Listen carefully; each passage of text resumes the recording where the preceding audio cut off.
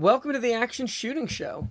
Today I'm going to do a quick gear review based off one of the pieces of gear we used at the Whiskey Hotel Delta 34 Geissele Automatic. Was it the Geissele Automatic Super Duty No Excuses match? I have a video already up on that. Me and Mike talk about that match.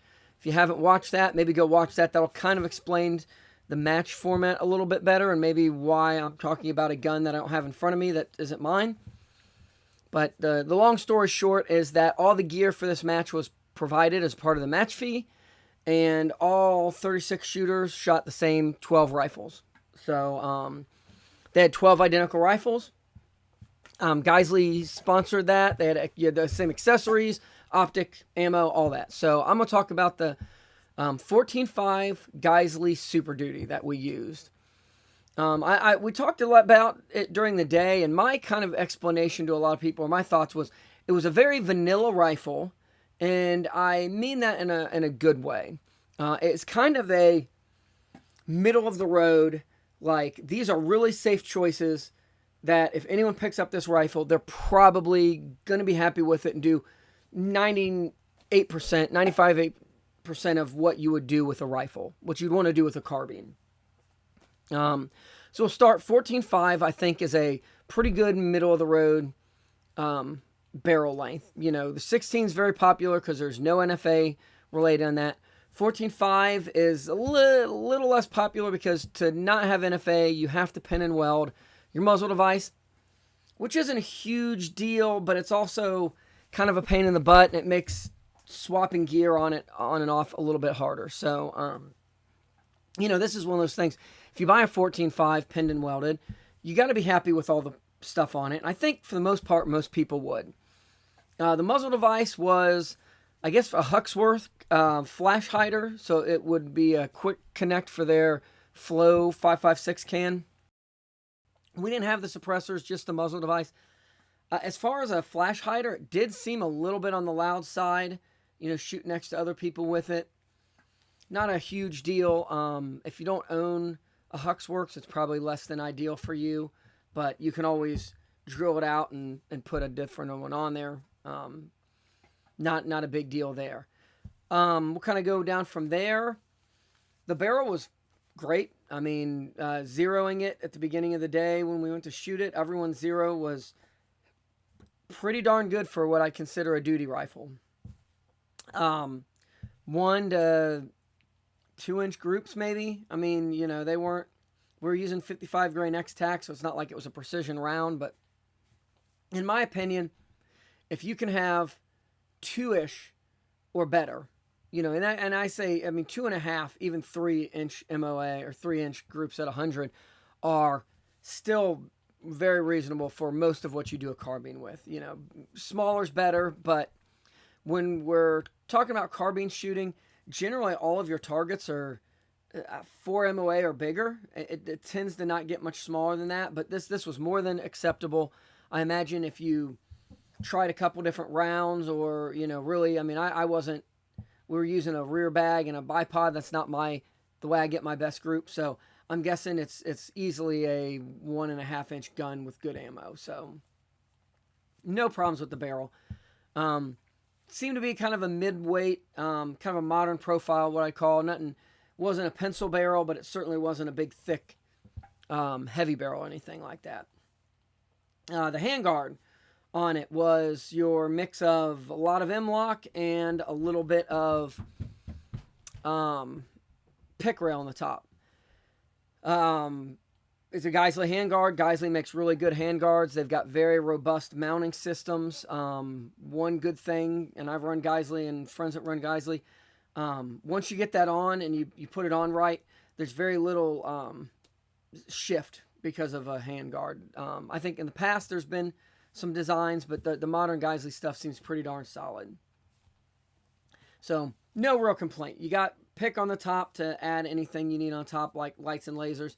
And you got M-lock everywhere else, and if there's somewhere you want pick that you don't have it, you can throw an M-lock pick rail on it. So that was just that. No issues with that. Just a very good usable handguard. Geissele handrails do tend to be a little on the heavy side if you're looking for like an ultralight build. It's not what this is, but it's not what it's designed to be. It's kind of a hard use duty rifle. Okay, moving back. Upper receiver. It's an upper receiver. I mean, there's no complaints one way or other. It's got a forward assist, charging handle in the back. Nothing special there. Lower receiver. No real complaints here. It had a Geissele trigger in it. It's maybe the SSA-X is what maybe someone said. It was a little lighter than other Geissele triggers that I generally shoot. I like the SDEs, SSAEs, or I've got at least one or two guns with those. I'm a fan of Geissele two-stage triggers. Like I said, this one was a little on the light side, but not unusable. If you're a single-stage shooter, you'd probably still be able to shoot this pretty well just because of how light and kind of smooth the two walls were. Had a double-sided ambi safety. So I guess the right-hand side towards, if you're right-handed where your trigger finger is, was shorter. I like that. I've actually got another Geissele one that I think is even a little bit shorter than that. Anyone who's used double-sided safeties where they're both kind of the mil-spec length, depending on your hands, sometimes when the safety is off, that safety will get down kind of where your hand's at, and it's kind of annoying. Not really an issue with this one, so no real problems with that. The grip was maybe a B5 grip, very simple, straight, plain grip, no finger grooves, no like A2 nub, fairly thin profile. So I would say, again, most people shooting that, maybe it's not their preferred grip, but it's not going to be an issue. It's not going to cause you any trouble. If I had any complaint or suggestions, maybe if I was spending that much money on a rifle, because these things tend to be $2,000 to $2,500, somewhere in that range, is I'd like to see ambi bolt catch. So things like the LMT, I think the Griffin, a couple different companies have ways that I can keep my hand on the pistol grip and using my left hand pull the bolt back, and then they have some kind of nub or paddle or lever or something that you can hit to lock the bolt to the rear. Makes it really convenient for one in matches, unload and show clear. It makes it really convenient if you've got like a double feed. You can keep your hand in your firing position, pull that back and lock it, and clear your malfunction or whatever. Just it's kind of nice to have that. I don't need to be able to unlock the bolt necessarily, because when you put your reload in, you can just use your thumb. But and obviously with the mil-spec receiver, I've got to take my hand off the firing grip, pull back, lock, then kind of go back around. It's doable. We've been doing it forever, but I think being able to lock the bolt back with your hand still in your firing grip has a lot of time-saving benefits that are worth the little bit of extra complexity that it puts in an upper. So wouldn't mind seeing that for a rifle of that cost, but also when you're paying that much, what you're paying for is the Geissele quality and not a bunch of extra doodads. So it's kind of take it or leave it. I guess if they put that in there, it'd probably raise the price more.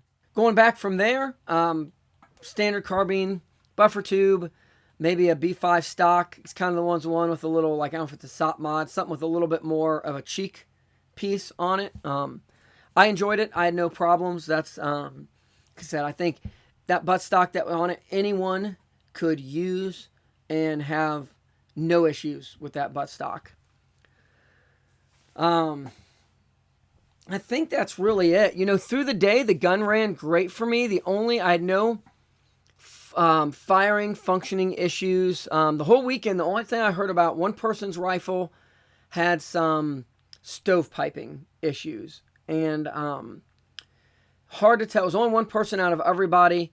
Kind of hard to tell what that is. We all use the same batch of ammo. Was there a little bit that was underpowered? Was that a specific magazine causing issues? Was it it's hard to tell. For 12 rifles, 36 people shooting 300 rounds in a day. I don't know that that's anything I'd be concerned about. Maybe that one They were getting cleaned between each leg. Maybe that one didn't get oiled enough. It was running a little bit dry, and that was the case. I'm not sure. I'd say generally that's a pretty good indication that the rifles are of quality build when you've got that many people using them for the first time, and you only have one or two malfunctions in a whole day of people shooting. Again, you can't hold much to it when it's when you don't know the condition of the rifle. So I did have, we were using Gen 2 PMags. I did have 2 times I was able to over insert the rifle. Not really sure. That's not a problem. Like, I don't, I give a good forceful reload, but I don't like slamming in there as hard as I can. It's not a problem I've ever had with anything but one time with a Lancer mag. Generally, I use Gen 3 PMags because they have the over insertion stop these days. I don't know if that was an out of spec magazine. It happened twice, but I didn't really pay attention to what magazine it happened with each time, like I probably should have. Could have been magazine. Could have been maybe that mag catch didn't, there's some tolerance stacking with magazines. Maybe it was in spec, but then if your mags are a little out, I don't even know if, when the bolt catch was put in, maybe something with that. It's kind of hard to tell. So out of the whole day, that's one other person had some issues with that, I heard. Those are the only issues I've heard. And again, 12 rifles, that many people shooting in a day. When they're borrowed rifles, and it's kind of hard to tell what causes what. So I say generally, I would be surprised if there's that many other manufacturers that can send 12 rifles and not have one or two little weirdnesses during the day. I mean, I don't know how much of it was shooter induced at the same time. So I've got quite a few Geissele parts on rifles. I do like their stuff. I've never purchased a full rifle. It's hard for me to spend $2,000 on a rifle, even if it's that quality.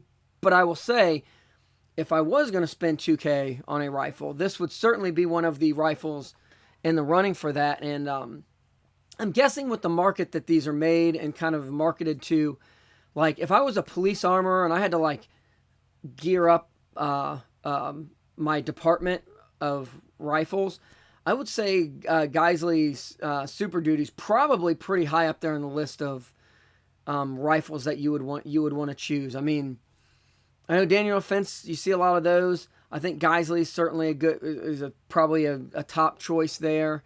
Sons of Liberty's, one of those other ones that kind of does like a similar like straight duty rifle. And I mean, you could give this to just about anybody, and I think you'd have no problems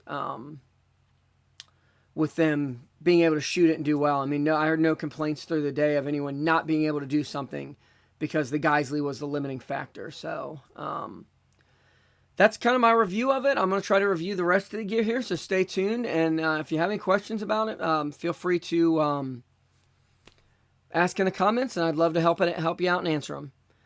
Till then, I'll see you out in the range.